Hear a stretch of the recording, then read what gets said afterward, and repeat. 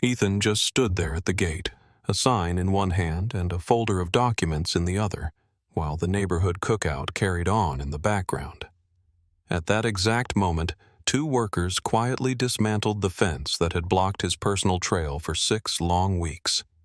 HOA President Sandra stormed toward him, shouting about legal violations, but Ethan didn't flinch. He simply held out the folder. The crowd froze. Phones came out. Someone started clapping. But what happened next would shock even those who thought they'd seen it all. But first, let's go back to the beginning. The sun had barely lifted over the horizon, casting long amber streaks through the sagebrush and juniper, when Ethan saw the glint of metal where no metal had ever belonged. The morning light, usually soft and golden, now reflected off galvanized steel like an accusation. The trail, his trail, had been severed, not with caution tape or construction signs, but with a deliberate locked gate. A chain snaked through the metal links, padlocked and thick, as if guarding against some imagined invasion. And then there was the sign, a thin plastic rectangle hung with zip ties and indifference. Private, HOA property, trespassers will be fined. Ethan stared at it for a long time, not blinking, not moving. Something in him twisted. It wasn't the trail itself. It was what it represented. Years of solitude, reflection, healing. This was the place where he had walked off the grief after his father died, where he'd sorted through the mess of his divorce, where he'd come every morning to remember who he was before the noise of the day tried to tell him otherwise. And now a sign told him he didn't belong. He stepped closer, boots crunching the gravel with a weight he hadn't felt in them before. He reached out, touched the cold steel. It didn't give. Of course it didn't. Neither did the people who put it there. A faint whirring sound grew behind him, small wheels on asphalt. He turned just as the HOA's glorified chariot, a white golf cart with peeling decals, rolled to a smug halt. Sandra Holt sat behind the wheel, a clipboard balanced on her lap like a scepter. Her eyes sparkled with that kind of tight-lipped authority only people who'd never earned real power seemed to wield. "We've had complaints, Mr. Cole," she said without ceremony. "Too many hikers, too much mess." "There are no hikers," Ethan replied. "Just me, and I pick up every bottle cap I see." "Well," she said, feigning a sympathetic shrug, "rules are rules." She didn't wait for a response, just tapped the sign with her manicured finger and drove off, wheels hissing against the pavement like a final insult. Ethan didn't move, not for a full minute after she was gone. He just stood there, hand on the gate, as if it might disappear if he willed it hard enough. But it didn't. It stayed, heavy, real. And in his chest, something colder than anger began to settle. A stillness sharper than rage. A quiet kind of defiance. He turned back toward the house. Not defeated, just planning. The envelope came without ceremony. No knock, no conversation. Just the hollow thunk of paper against wood as it slid into the mailbox. Ethan didn't open it right away. He already knew what it was. The kind of knowledge that seeps into your gut before your mind catches up. When he finally unfolded the notice, the ink seemed to sneer at him. $250 fine. Unauthorized trail access. $50 fine. Verbal misconduct. HOA board meeting. Verbal misconduct? He had barely spoken. One sentence, clipped and controlled. "You're fencing off public land." That had been enough for Sandra to slam her gavel and signal the vote. The room, packed with homeowners more interested in sugar cookies than due process, gave a few sympathetic shrugs, but no resistance. Ethan sat at his kitchen table, the notice in one hand, his other tracing the worn grain of the oak surface. He had refinished that table himself last spring, stripped it down, layer by layer, until the years of varnish and time were gone, revealing something solid underneath. Something real.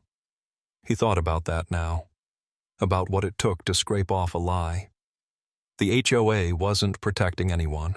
They weren't concerned about litter or foot traffic or invasive species. They were building a wall, not of wood or metal, but of control, of quiet rules passed in quiet rooms that slowly made people forget what belonged to them. And this time, it wasn't just a fence. It was the way Sandra had smiled when she cut him off, like it gave her pleasure to shut down a man who'd spent 20 years in public service, preserving trails and teaching kids how to read topographic maps. It was the way the other board members avoided his eyes when he spoke, as if siding with truth might be inconvenient. It was the way the neighbors stopped waving, afraid his fight might reflect badly on their lawns. He opened his back door and stepped outside. The evening air was cooling, but the sky still held the last amber streaks of sun. Beyond the fence, just past the rustle of dry grass, the gate stood like a sentry, watching, mocking. He didn't scream, didn't mutter, just stared. Because beneath the churn of anger and shame and impotence, something had begun to settle. Not a plan, not yet, but resolve. Cold, clear. The kind of resolve that doesn't yell in meetings. It waits, learns, measures twice before cutting once. Ethan's mornings changed. No more hikes, no more trail.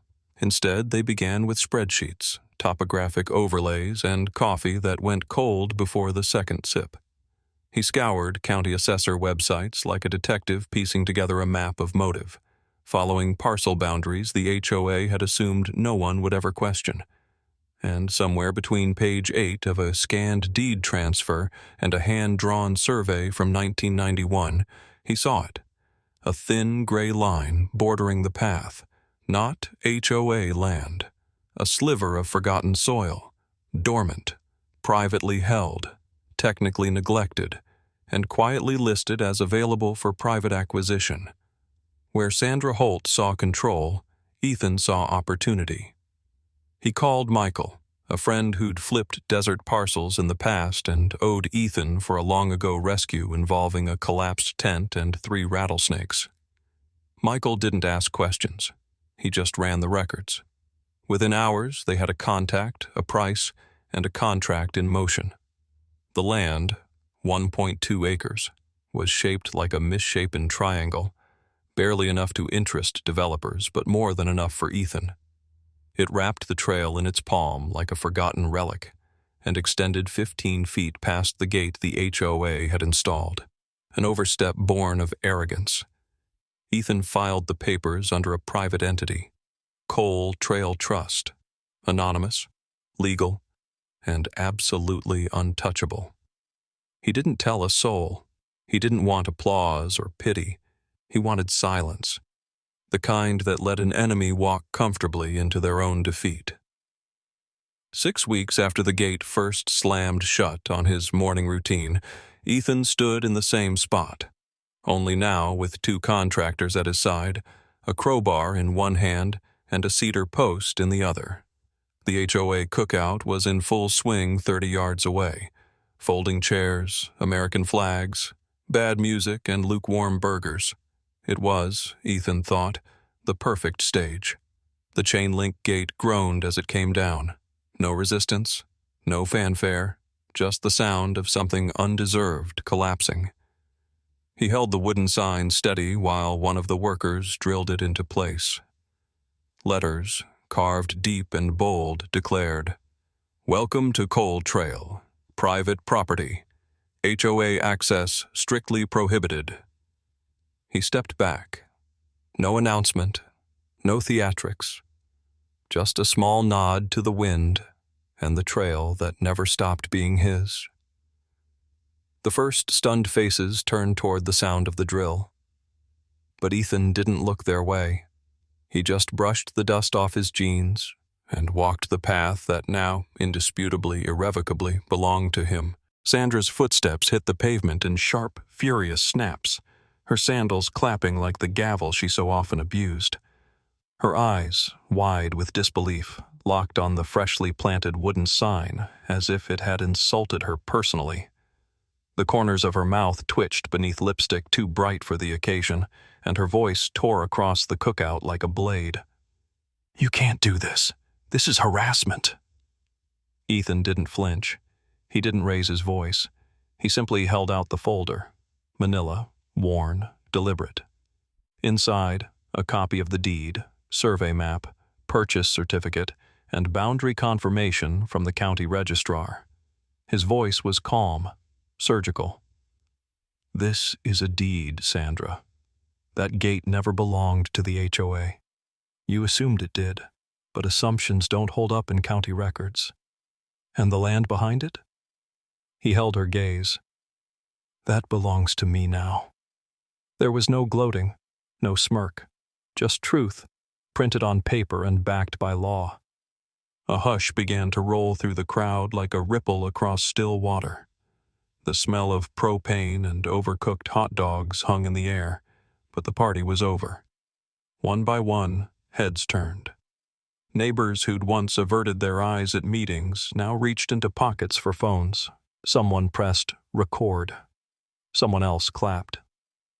Sandra's voice cracked. "This isn't over. We'll sue. I'll sue. You think this will stand?" Ethan's reply was gentle, almost kind. "You're welcome to try. But make sure your lawyers read the parcel line overlays and the HOA's own charter. If any HOA member sets foot on Coal Trail without my written consent, I'll issue a trespass citation. And next time," he tucked the folder away, "the sign goes on your lawn." She blinked once, then again, then turned and walked, fled, back to her golf cart, the echo of her departure as hollow as the authority she once wielded.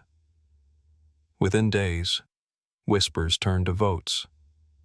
Within a week, Sandra was gone. Resigned. Her iron grip on the board evaporated in the heat of exposure. The remaining board scrambling to save face with emergency elections and a hasty apology buried in the community newsletter. And 2 months later, new signs appeared, professionally printed, fixed to every HOA bulletin and community entrance. HOA reform in progress. Residents first. Ethan didn't run for the board. He didn't want the chair, the gavel, or the spotlight. He only wanted the land to breathe again. And so, each morning, just after sunrise, he walked the trail. No longer fenced, no longer forbidden. Now, he wasn't alone. Retired teachers, young couples, dog walkers. Footsteps fell into rhythm behind him, reclaiming dirt that was never meant to be gated. No banners, no speeches, just freedom, quiet, earned, and shared.